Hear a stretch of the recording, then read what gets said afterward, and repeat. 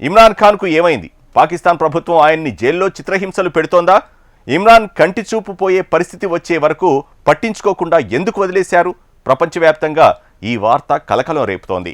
ఇమ్రాన్ ఖాన్ హత్యకు Pak army chief Asim Munir, PCB chairman Mohsin Naqvi సంచలన ఆరోపణలు చేశారు. వ్యక్తిగత డాక్టర్ని కలుసుకునే అవకాశం ఇవ్వకపోవడంపై అనుమానాలు వ్యక్తం చేశారు. మరోవైపు ఇమ్రాన్కు మెరుగైన చికిత్స అందించాలని కపిల్ దేవ్, సునీల్ గవాస్కర్ సహా పలువురు ప్రపంచ క్రికెట్ దిగ్గజాలు పాక్ సర్కార్ను కోరారు. పాకిస్తాన్ మాజీ ప్రధాని ఇమ్రాన్ ఖాన్ ఆరోగ్య పరిస్థితిపై రోజురోజుకి ఆందోళనలు తీవ్రమవుతున్నాయి.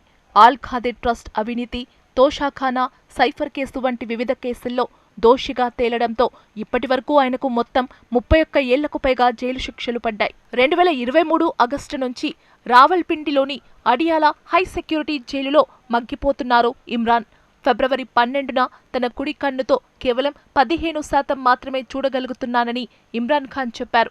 దీనిపై స్పందించిన సుప్రీంకోర్టు ఆయన ఆరోగ్య పరిస్థితిని అంచనా వేయడానికి వైద్య బోర్డును ఏర్పాటు చేయాలని సూచించింది. సుప్రీంకోర్టు ఆదేశాల మేరకు 5 డాక్టర్లతో కూడిన వైద్య బృందం ఇమ్రాన్ను పరీక్షించింది.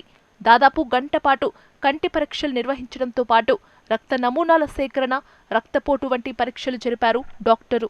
అయితే తదుపరి చికిత్స జైల్లోనే కొనసాగాలా, ఆసుపత్రికి తరలించాలా అన్నది సంబంధిత అధికారులు తేల్చలేదు. ఆసుపత్రికి తరలించేందుకు అంబులెన్స్ వచ్చిందన్న వార్తలను వారు ఖండించారు.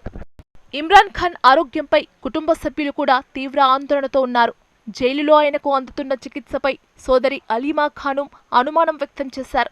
ఖాన్ ఆరోగ్యం క్షీణిస్తోందని, జైలులో ఆయన పట్ల షహబాజ్ షరీఫ్ ప్రభుత్వం వ్యవహరిస్తున్న తీరు అభ్యంతరకరంగా ఉందన్నారు.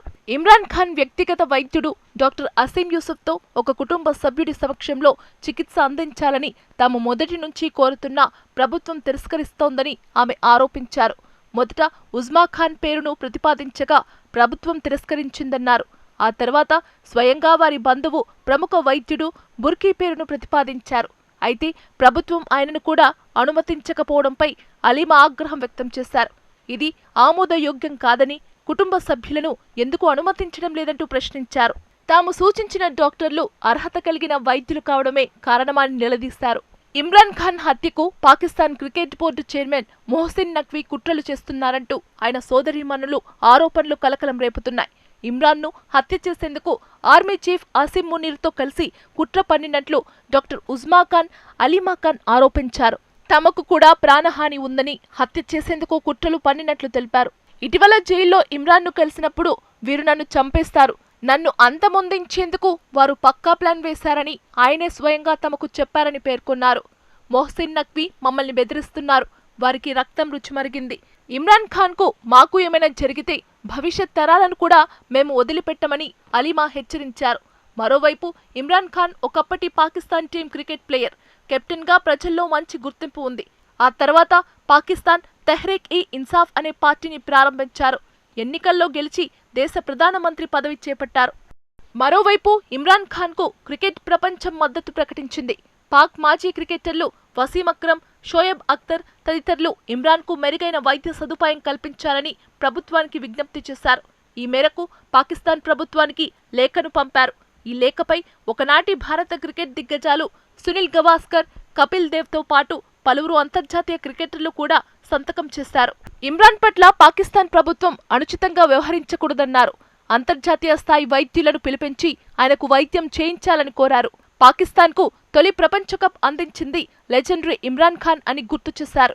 ఆయన సారథ్యంలో 1992లో పాక్ వరల్డ్ కప్ను ముద్దాడింది. ఇప్పటి వరకు మరే ఇతర పాక్ కెప్టెన్కు కూడా ఈ ఘనత సాధ్యం కాలేదన్నారు. కాగా రాజకీయాల్లోకి వచ్చి దేశ ప్రధానమంత్రి కావడంతో రాజకీయంగా శత్రువులను కొని తెచ్చుకున్నారు. అవినీతి ఆరోపణలు, ఇతరాత్ర కారణాలతో ఇమ్రాన్ ఖాన్ జైలు పాలయ్యాడు. ఇలా ఉండగా కుటుంబ సభ్యులు, వ్యక్తిగత వైద్యులు లేకుండానే పరీక్షలు జరపడం దురుద్దేశపూరిత చర్య అని ఇమ్రాన్ ఖాన్ పార్టీ పాకిస్తాన్ తెహ్రీక్ ఈ ఇన్సాఫ్ ఆరోపించింది. పార్టీ నాయకత్వానికి సమాచారం ఇచ్చామని ప్రభుత్వం చెప్పడం ప్రజల దృష్టి మళ్లించే ప్రయత్నమని విమర్శించింది. ఇలాంటి సున్నిత వైద్య నిర్ణయాలు కుటుంబం తీసుకోవాల్సిందేనని తెలిపింది. ఇమ్రాన్ ఖాన్ కుటుంబ సభ్యులను కూడా కలుసుకోవడానికి అనుమతించకపోవడంపై అనుమానాలు వ్యక్తమయ్యాయి. కొద్ది నెలల క్రితం ఇమ్రాన్ జైల్లో మరణించాడన్న పుకార్లు కూడా షికారు చేశాయి. దీంతో తప్పనిసరి పరిస్థితుల్లో కుటుంబ సభ్యులు ఆయన్ను చూసేందుకు ప్రభుత్వం అనుమతినిచ్చింది. ఇమ్రాన్ ఖాన్ 800 రోజులుగా రావల్పిండి అడియాలా జైలులో మగ్గిపోవడం పీటీఐ శ్రేణులకు తీవ్ర ఆందోళనకు గురిచేస్తోంది. తనపై ఉన్న కేసులు రాజకీయ ప్రేరేపితమని ఇమ్రాన్ ఖాన్, ఆయన మద్దతుదారులు ఆరోపిస్తున్నారు. మొత్తం మీద ఇమ్రాన్ ఖాన్ ఆరోగ్య పరిస్థితి మరోసారి పాకిస్తాన్ రాజకీయాల్లో వివాదంగా మారింది.